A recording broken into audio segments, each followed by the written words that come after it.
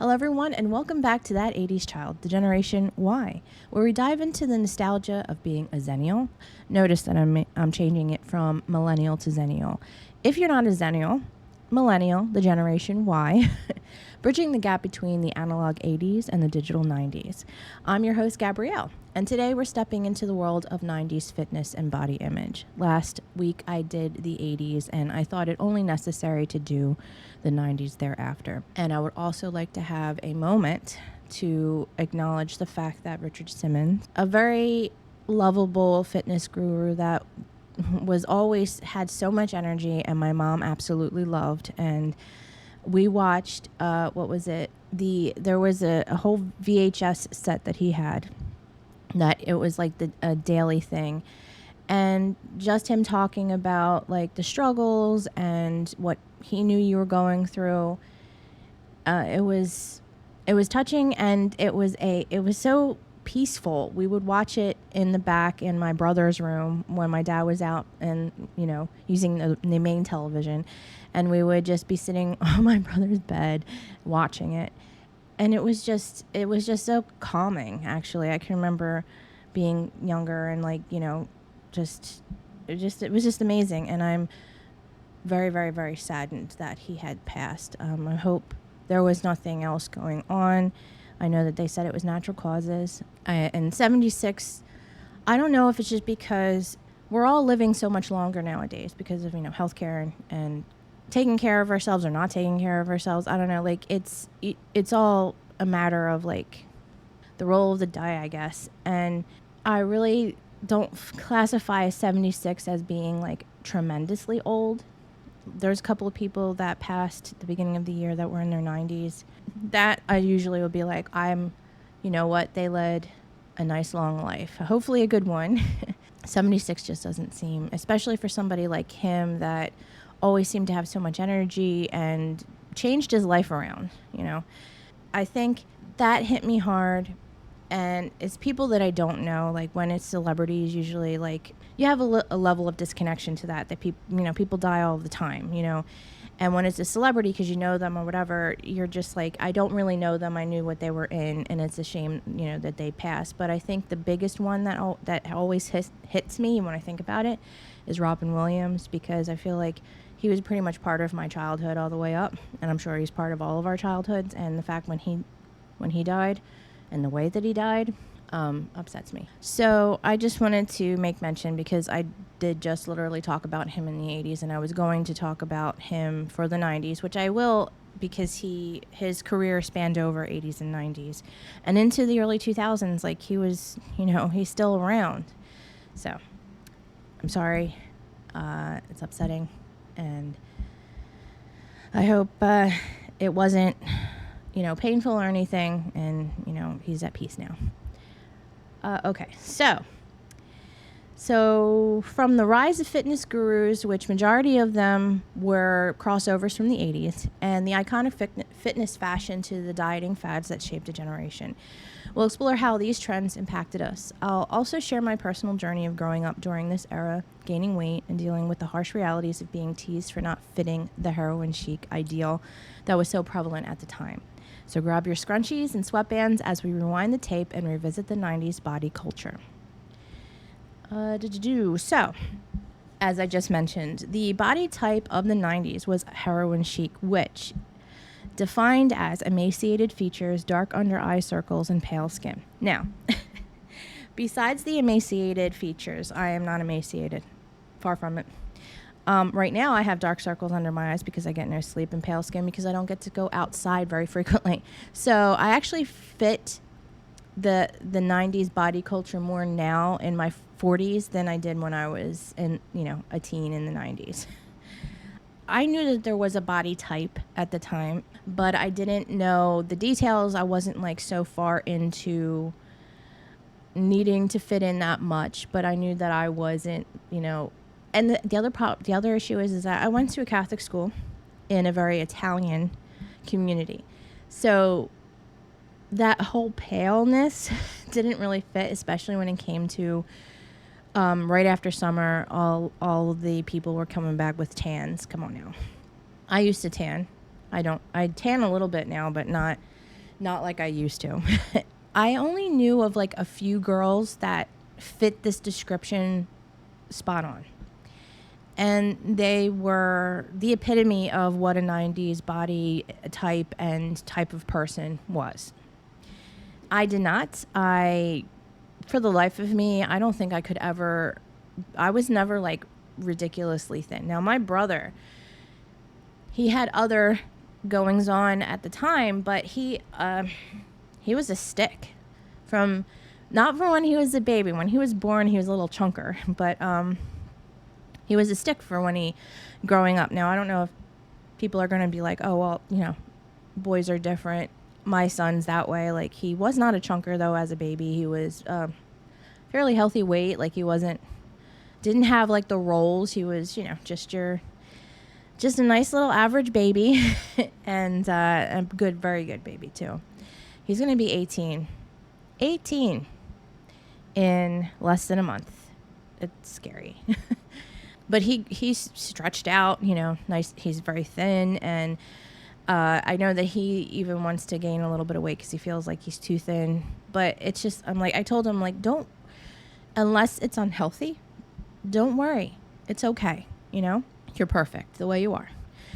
And never worry about that, about yourself, because I know that he gets a little self-conscious when we go swimming, you know, because swim trunks for boys, right?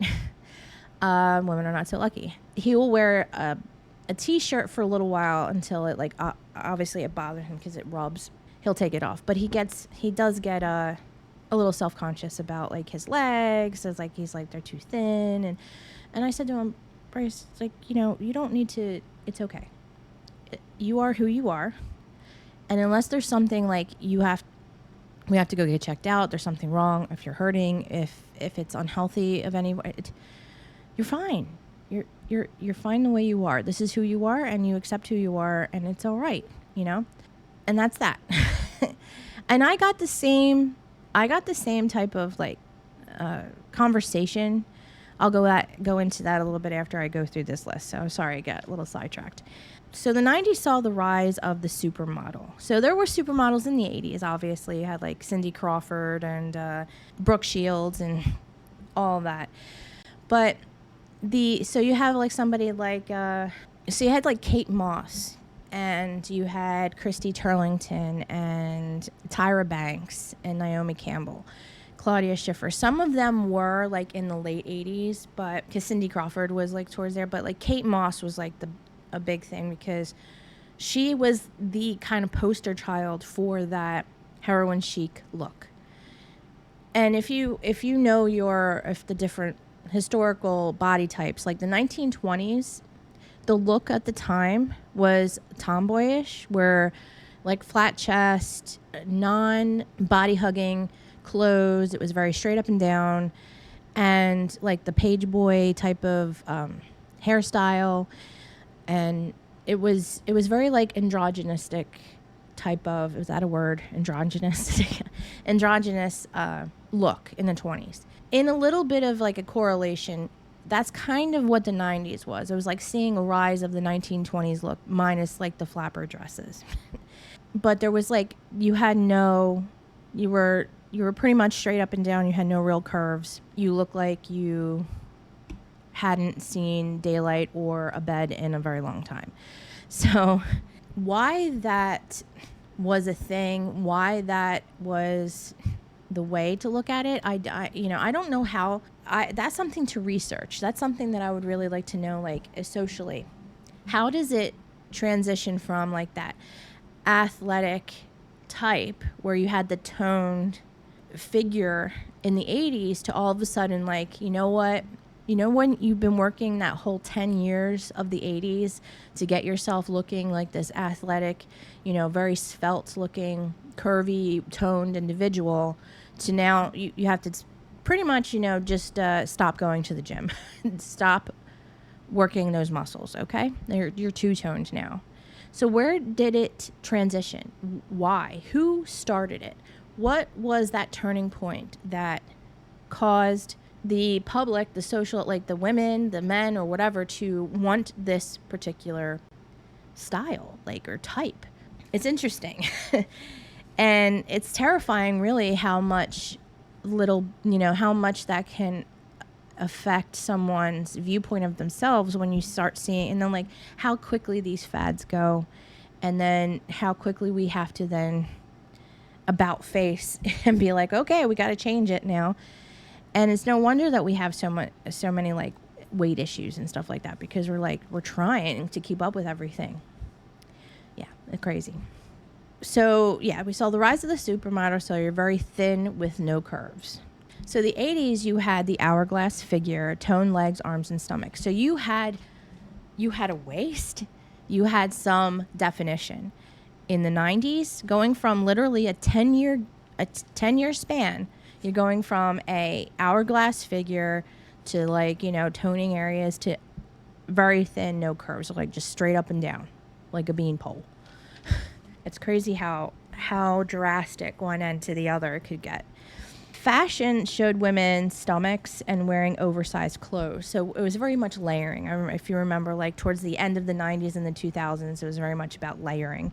And we don't talk too much about the whole men thing, but men at the time, their standard and what women were looking for was they wanted strength and muscularity. They wanted to be able to see the muscle definition in their arms, their backs. They wanted that V-shaped, well-defined chest and arm muscles with the narrow waist. So, they were they were honing in on those buff, like broad-shouldered men with like, that V shape. It was going from the broadness to a very narrow waist and down, right? Whatever floats your boat, right? Diet fads. So the diet fads from the 80s spilled into the 90s along with the fitness gurus, so I will mention that. But here are some ones that were prevalent in the 90s. It was the all low fat. So manufacturers, this was like not so much a diet, but all the manufacturers, like what was that called? Like all the Snackwells. The whole thing with cookies, crackers, anything that was snack food related, it was all low fat. They all put low fat on everything because they wanted people to buy their products and be like, these are safe for you to eat and still be on a diet. These are your snacks that will do you well to get through to, the meals, right? And they would put it on everything, and then you'd find out later on that half the time that was a lie. So if you notice, we don't really see low fat on a lot of different things unless it actually is low fat. This one's called the Ornish diet. I've never heard of it. It says eat more, weigh less, and it led to micronutrient deficiencies.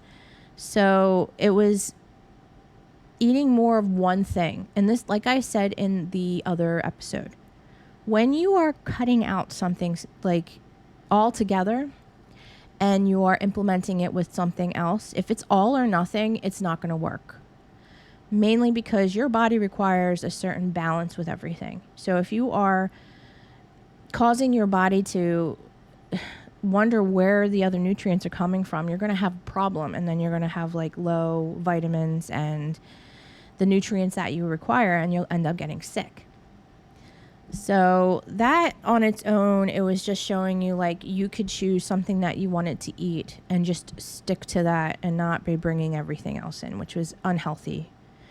The South Beach diet, which my friend has the book on the South Beach diet. It's all unprocessed foods, allowed vegetable oils, high in omega-6 fatty acids, increased risk of heart disease because of those the high omega-6 fatty acids. So there are some good recipes within the South Beach diet that if you would like to, transfer out from something that you don't think is as healthy, but you have to be very careful with all of these diets because, again, when they are touting something that they want you to have a high amount of something, because some research on a very small amount of people came up saying like, oh, okay, omega-6 fatty acids are good for you. Why don't you just pile that on?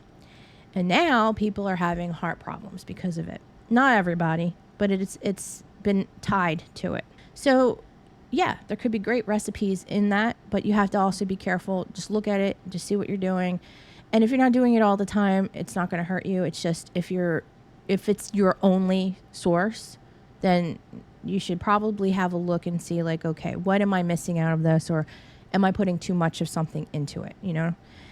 So just be smart about it. Some common sense going into it if you're going into for a diet. Like I said, I think honestly with diets, cherry picking from these ones, because they all have certain good things about them, and then there are bad things. So if you cherry pick some things and you are conscious of your own body and conscious of what you know that you need, and if you feel okay, then you're all right. You're on your way. But if you don't feel good, or if there's something, if you're forcing yourself to do something that is, you know, like there was a couple of, everybody wants me to, when I would go to the nutritionist, when I was pregnant with my son and I was losing weight, because I have been overweight majority of my life, and I started to eat very, very healthy with my son when I was pregnant.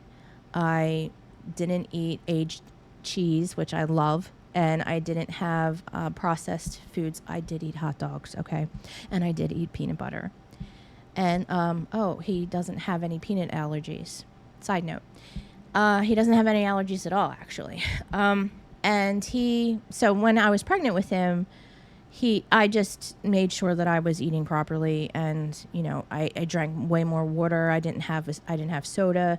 So just the fact that I was changing the diet that I was putting into my body, I was losing weight, and they were like concerned. They're like, you shouldn't be losing weight. You should be gaining weight. And so I asked them, and I was like, is he okay? You know, like, is he losing weight? And they're like, oh, no, he's gaining weight properly. And I was like, well, then what's the problem?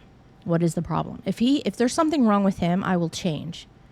But if it's just me and my body's just like, hey, this is pretty good, and still feeding my child, then we're okay.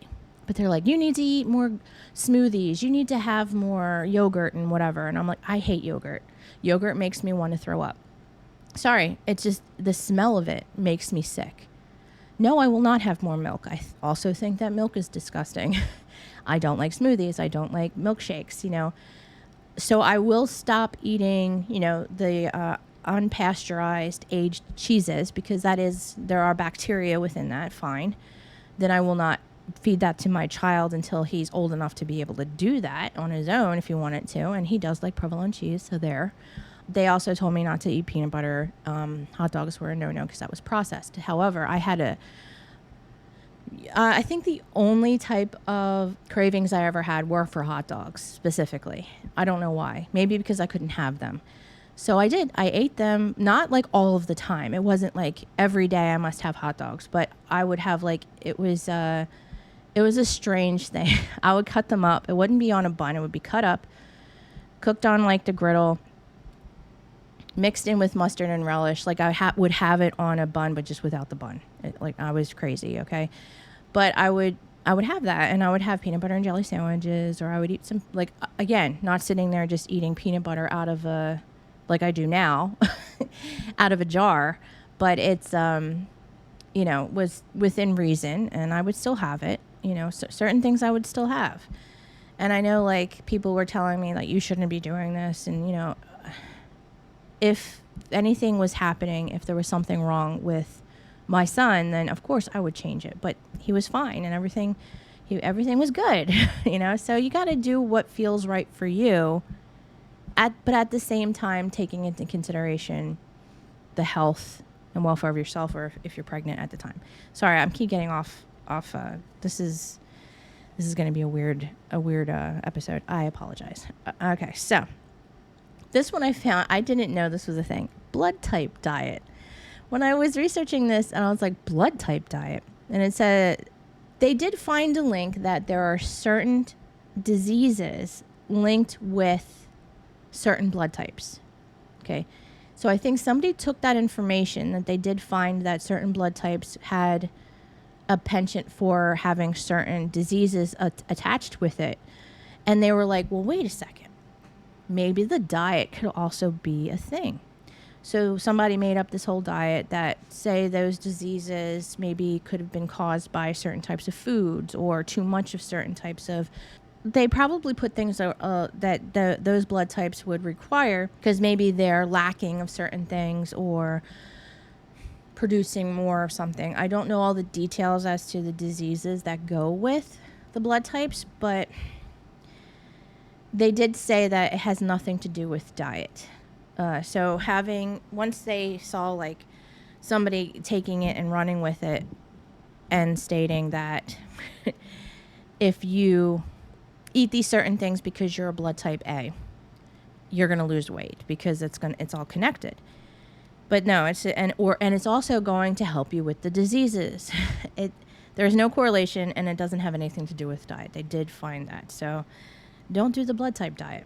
Okay? The fen-phen. So this was the rise of the weight loss pills. I did not take fen-phen. I don't think my mom took fen-phen. They found that heart valve problems, pulmonary hypertension, even after having stopped taking it. So I don't know how long you would have had to take it, but once they did find that there was something wrong, they stopped taking it. They still found that there was issues afterwards. That's why there was lawsuits against it, because they said it was fine. Obviously, it is not. Besides the fen-phen, they also had what was it? They had these herbal appetite suppressants that I would take. Those were the only types of weight loss pills or something like that was supposed to be weight loss related, and it was all herbal. So to me, I'm like, oh, it's organic. It's herbal.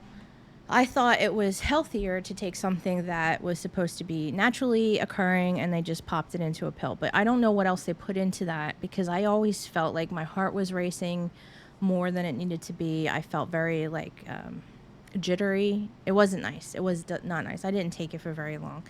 And the thing is that especially nowadays with appetite suppressant and stuff like that, I'm not hungry all of the time. And there are times where I won't have breakfast. There are times that I won't have lunch. And there are days that I have a very small dinner. Now, that is also unhealthy because your body could go into starvation mode because it doesn't know exactly when it's going to eat. So therefore, it'll just start storing fat because they think that you're going to need it. So I'm confusing my body. And then I'll just gorge myself another day. So it's just a freaking shit show. Okay, I'm sorry. All right, another diet was called the Friends diet. I don't know how popular it was, but because Friends was super popular, there was something mentioned that Jennifer Aniston would eat a Cobb salad every day. And people associated the fact that she ate a Cobb salad every day was the reason why she looked the way she did, other than the fact that she was getting paid millions of dollars, probably had a personal trainer and somebody to cook all this stuff for her. So everybody was just like, Cobb salad it is. As if that's all you ate. Again, if it's all or nothing, there's a problem, okay? Perhaps she just really liked Cobb salad and that's what she wanted. I go through moments where all I really want is something specific, and then there are times where I don't even want to look at it again. So it's just just some common sense with this stuff, okay? And the Master Cleanse, I do remember this, and I believe my mom did this, and people still talk about the Master Cleanse. The Master Cleanse is consuming nothing but lemonade, salty water, and laxative tea. It's a 10-day regime, and it's supposed to detox your body. Now, there's something to be said about detoxing your body, but I do believe that 10 days worth of lemonade, salty water, and laxative, you are going to be so dehydrated, you're going to feel like crap at the end of it. Now, there is fasting, when you have, and that I actually have done that. It did help for a little while. Again, if you stop the fat, it just has to work for you. Everybody's body is different. Why you gained the weight is different. Where it is on your body is different. What types of food you can and cannot eat is going to be different. So these diets are not geared to everyone. It's not going to work for people. There's going to be people who swear by it. And fine, but the Master Cleanse, I wouldn't do it because it's going to cause harm in the end. I get migraines. If I'm dehydrated, I would be in so much pain. And you're pretty much crapping out everything because you're taking a laxative tea. So you're not only drinking something that's very acidic and salty water, so lemonade. So I'm going to have acid reflux till the cows come home, pooping every freaking day and then become so dehydrated that I'm going to feel so weak and like just have really bad migraines. It's just not going to be good. And 10 days seems really long, like to have to do that. Like, how are you surviving? Salt water is not good for you. Anyway, I know that there are detoxes, like they have like a colon detox. They do that for if you have a colonoscopy. So, but it's only over a day. It's just to flush you out. So you don't have to do 10 days. Like, what are you flushing out after a couple of days? There's nothing left in you except for the water, that the 70% that were made out of water, and you're taking that out and then you're just going to turn into a raisin. It's just like, you're mummifying yourself. Okay. I just was like double checking my 70%. I don't know if the average is 60, but it can range between 45 and 75%. And by the time you do this master cleanse, you're going to have like 0% left of water inside of you because you just drained it all out. You're going to be the Sahara Desert at this point. So, yeah, so you can detox if you feel like you need to flush things out to start fresh. And sometimes it is, because if you have really bad gut problems, flushing, like, do not take me for what I say. I'm not a doctor. I am not an expert. For myself, if I have like my stomach is bothering me really bad, sometimes you just need to you need to flush yourself out. So but again, 24 hours, like you don't need 10 days. That's unhealthy. Okay. Notable fitness gurus. Again, like I said, there's a spillover from the 80s, but here are a few of the spotlighted ones for the 90s. So you'll still see like Jane Fonda was still doing things in that, like, especially when you're going from like 89 to 90, there's not going to be too much of a change. Richard Simmons, God rest his soul, was very prevalent with all of his Sweating to the Oldies in the early 90s, But Susan Powter, she was an American Australian. Stop the Insanity. Do you remember that? I forgot about it until I saw it, and I'm like, oh my God, I do remember her. Cher released her Cher Forever Fit in 1991. 1993, the Marky Mark workout with Mark Wahlberg. Have you ever seen that video? I did. There was a YouTuber reacting to it, and it's pretty hilarious.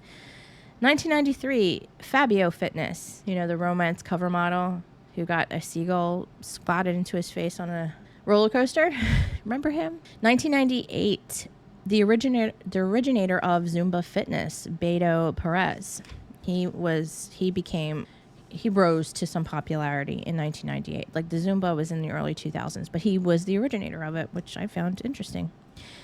And last but certainly not least, at least for my list of things like I did in the 80s, the 90s gym attire. So we have the ripped sweatshirts, which was also in the 80s. So you're going to see a lot of a spillover, again, from the 80s to the 90s until it kind of came into its own in the mid-90s when it had its own version. So you had the spandex sports bra. So rather than the whole leotard thing, you just had the sports bra, and there was a lot of like crop tops going on. The stomach was always showing. They also had like the spandex shorts with what looked like thongs over top of it, so your ass cheeks were separated while gymming. Tanks, windbreakers, oversized sweatshirts. And then if you recall those snap button-up side pants that you could just rip off, I remember that with some of the high schoolers when it came to gym, for gym and like athletic things, that they had their whatever underneath of it, and they just like,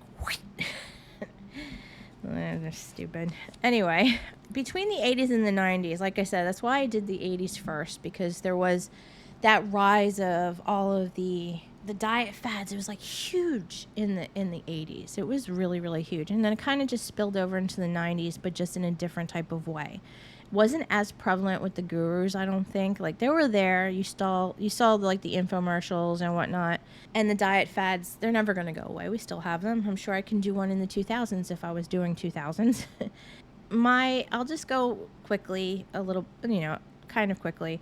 My own experience, especially the 80s, like I saw my mom doing a lot of these diet fads, so it kind of tainted my view of what I would need to do if I thought that I was becoming undesirable in my what I look like, what I would need to do in order to get to a point where, and it was all like very dangerous things. Like I said, you're doing one extreme to the next to get yourself to a point where your body, you feel okay, but you're really not okay. Case in point, my sophomore year in high school, I had just started to talk to a boy. I did not date prior to that. I was very unpopular in school. So I really didn't look at, especially where I went, it was a very small school. I pretty much went to, I had the same class people from first grade all the way to 12th grade, with the exception of some newer ones that would come and go in high school. And like a few little ones that would, there was a couple of people that came in on like 4th grade and then I never saw them again. It was just, some of them I was okay with that and some of them I, kind of miss. Or I wouldn't see them after high school or 8th grade because they were going to a different high school. Or I would see new people because those people were going to our high school. It's just, so it was very small. Our graduating class for senior year was 100 people, so just so you can understand. So I had slim pickings, okay? And if those people didn't like me for whatever reason, then of course I wasn't really going out. I didn't go and do things. I lived on a 10-acre farm. I had my own space. I had my room. I had my things. I was very much protected in that bubble when I went home. And I am so glad that I did have that, because if I didn't, I think my life would be vastly different. So I appreciate, and I'm very grateful that I had that, because I know some people do not. But so I didn't, talk to the opposite sex. Well, I did, just normal, like, hey, here's a pencil that you needed to borrow, or where's my pencil that I lent you the other day. I didn't talk to anybody else. That was it. So when I started to talk to this person, which I talked to online because, the rise of the intranets and chat rooms and whatnot, I started to talk to this person. They lived in the same town that I lived in, and I was like, oh, okay, cool. I started to be very, very, like, I was already hyper aware of what I looked like, because I had to wear a uniform, and it was a freaking skirt and stupid blouse or a sweater or a polo, depending on the time of year. And when we were able to change over, I freaking hated it. You had the girls that were the body type for the most part, super thin and whatever, and they would roll their skirts, and they weren't supposed to have them so high, but they did it anyway. And me, I'm like, nobody wants to see this. I'd rather have pants on or, a floor length skirt if I could. So I hated it. I was very hyper aware of every piece of me that was bigger or rolled over something more than it needed to do, because I was gauging myself off of the girls that I went to school with. And there was very few that were heavy. And when I look back at pictures of myself, and I was not that heavy. I wish I weighed that. I don't even think I would be able to get down to that weight again. So it's upsetting that I allowed myself to believe that I was gross, and I really wasn't. It was just peer pressure and people saying that I was, and just seeing what was around me at the time that I was supposed to look like. So in sophomore year, I decided that I didn't like the way I looked. I already knew that, but I firm decision. Whatever this body I was in was disgusting, and I needed to change it, especially if I'm talking to somebody of the opposite sex. They're not going to want what I had, so I had to change it. So I began to starve myself. I would not eat breakfast. I would not eat lunch. I would eat sparingly at dinner.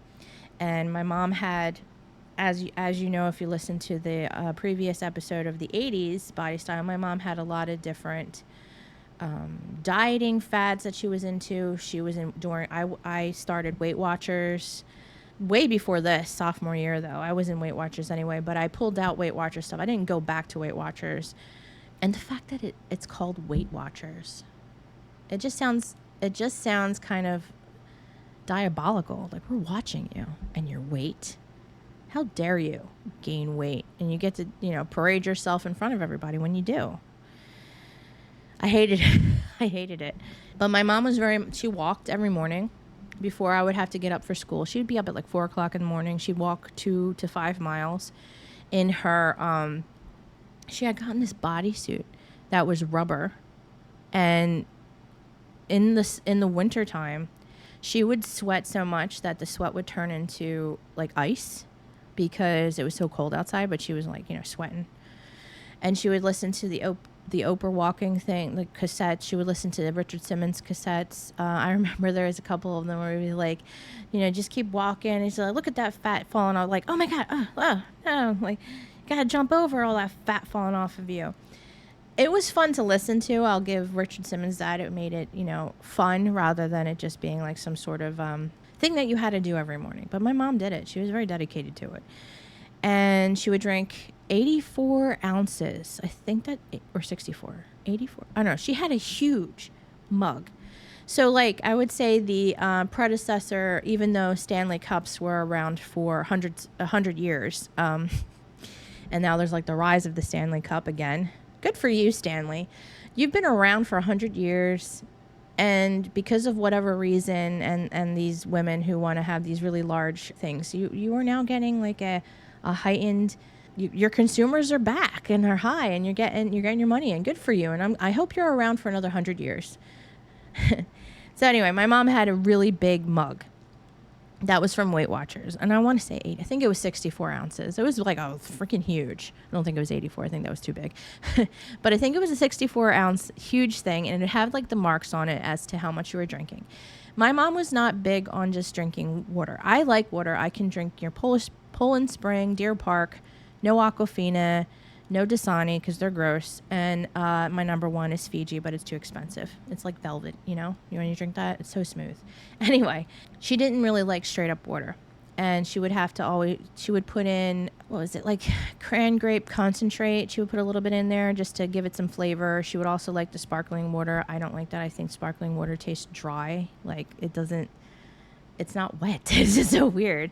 It's carbonated water. It's just nasty. I just give me some. It has to be cold. I can't really drink warm water. It is kind of, So nice ice cold water is real. I love it. But anyway, so she would have that. So I would start drinking a lot of water. She actually would get bottles of water that I would take for school. I was going to say work, which was work at the time. I feel like I should have gotten paid quite a bit of money to have to deal with all that bullshit.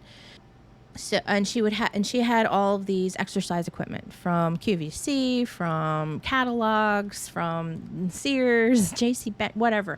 She had a lot of them. So I would walk with her every once in a while, but it was way too early because I already had to get up super early for school. I think I had to get up at like 6:45 because parochial schools would get in earlier, leave a little earlier, than public schools would get in a little later, and they would leave a little later. And when I would come home, I would be doing whatever machine. It was like the ski machine or the Strider, or there was this other one. Like she had a rowing machine. There was something else that we had that I don't even know what it was. A glider. I think it was a glider. Was it a glider? I don't know. But we had that in our living room, and I would use it all the time when my dad would be watching something. So I would be on it. And I lost quite a bit of weight, but unhealthily because I was not eating properly. I wasn't eating at all, really. Very, very little. But my water intake was great. I exercised, and yet I still felt like I was fat. Now, comparative to the girls that I went to school with, yes, I was heavier, but I wasn't unhealthy. I was okay. And I wish I could go back and tell myself, I'm like, you are perfect. Now none of us are perfect. Okay. But you're fine the way you are. But that brings me to the point of like, let me just kind of like bring in the point for today. We have this body positivity, which I love. I love the fact that you can go out and you can be okay with who you are and what your body, if you're heavy and you're happy with it, fine. My thing is that there's that fat culture, right? Your body can only withstand so much pressure that you're putting on yourself, your skeletal, your knee, like your knees, your feet, all of your joints, are going to suffer from the weight. Your heart has to pump way more to get all of the body circulating. And you have to be careful. I'm not saying that every fat person has a problem, but it may develop into something. So I don't necessarily agree with being morbidly obese, and I'm trying to be as delicate as I can because I don't want to like be, I don't want to like split people too much, but this is how I believe, because I'm fat. Okay. I am obese. I am classified as obese. This is I have been in the heaviest body I've been in since the dawn of time in my time. And I know I'm unhealthy. I need to lose weight. I'm putting pressure on my heart, and I'm putting pressure on my knees. My knees make all these noises. It's not great. It's like Velcro. It's gross. And I'm pre-diabetic. I have close to having to take for cholesterol. I have like my thyroid is on a like on the precipice, but it's not. I'm like right there. So I need to do something. And I'm not saying everybody, you don't ever feel bad about yourself about that, okay? I'm not trying to say that at all, because I know what it's like. I know what it's like to be told you're gross, or you look gross, or you shouldn't be wearing the things that you're wearing, or the only things that you think you can be wearing is something like a trash bag size thing, and you just have to fade into the background so nobody notices you. I do that now if I can. I'd rather just fade into the background and nobody notice me. And that's from years of being bullied. That's for years of being told that I was nasty, I was gross, everything about me was nasty and gross. So I just don't want to even be perceived, because I'd rather not be told that I'm nasty and gross. I already know that. So please don't perceive me. So that's a whole thing. But there's also the point of being unhealthy. So you want to be around. Like, I have a son. I want to be around to see if he gets, has a family, whatever he wants to do. Like, I want to see him grow. And I would like to die in a less painful way if possible, So any way that I can, have I lost the weight? I have fluctuated my weight so many times over the years. When I worked at UPS, I lost 60 pounds. I was probably in the best health I was, at least within the last 6 years. And I gained it all back because I had a bad car accident. But was that really the case? I just use that as an excuse, possibly. Most probably. So yeah, it's hard. I get it. I was there. I am there.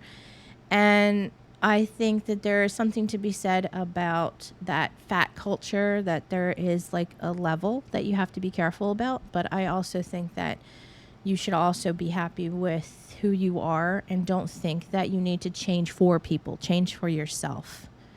Don't change for me because I told you. Like, obviously, I'm telling myself all the time, and I'm still not changing for myself. I don't want to be a hypocrite.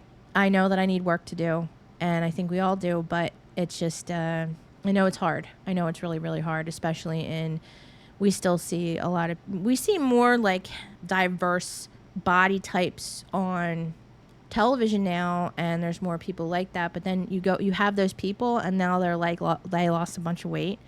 So you had like Adele, you had like Rebel Wilson. She was like Rebel Wilson, Melissa McCarthy, Adele, and stuff like that. Not that I am trying to say that they shouldn't have lost weight, but I'm just saying, like, they preached body positivity and yet they still changed. I'm not saying that they shouldn't have changed, but I'm just showing you, like, there's times where, it's actually good for you. And then there's times where, like, don't do it for other people because you feel like you need to change it. Do it because you want to do it. It's hard. I haven't been able to really, like, come to any type of, like, conclusion for myself. Like, am I happy? I'm not happy the way I am, for sure. There are parts of me that I hate. I hate being this heavy. I hate having to, like, go up another size, or middling with, like, garbage trash can size pants and stuff. It's just it's not, I don't like it, but I don't personally like the way I am. I am trying to do my best to change it. So yeah, I want to be positive for people, out there that have the same type of upbringing that I had. and maybe being bullied for those certain things. But at the same time, like, you do what you need to do for you. I'm no one. I just want you to be happy, you know? I think everybody just wants to be happy and accept oneself for who we are. Okay, so thank you for tuning into this episode of That 80s Child, The Generation Y. I hope you enjoyed our trip down memory lane, exploring the 90s body type, fitness icons, and the diet crazes that influenced our youth. Remember, while the 90s may have pressured us to fit a certain mold, it's important to embrace and celebrate our unique selves today. If you enjoyed this episode, don't forget to subscribe, rate, and leave a review. I'd love to hear your thoughts and memories about growing up in the 80s and 90s. You can also follow us on social media for more nostalgic content and updates on upcoming episodes. Until next time, stay nostalgic, keep questioning why, and stay tuned for more deep dives into the trends and moments that defined our childhoods. Thanks for listening to That 80s Child, where the past is always present. Bye.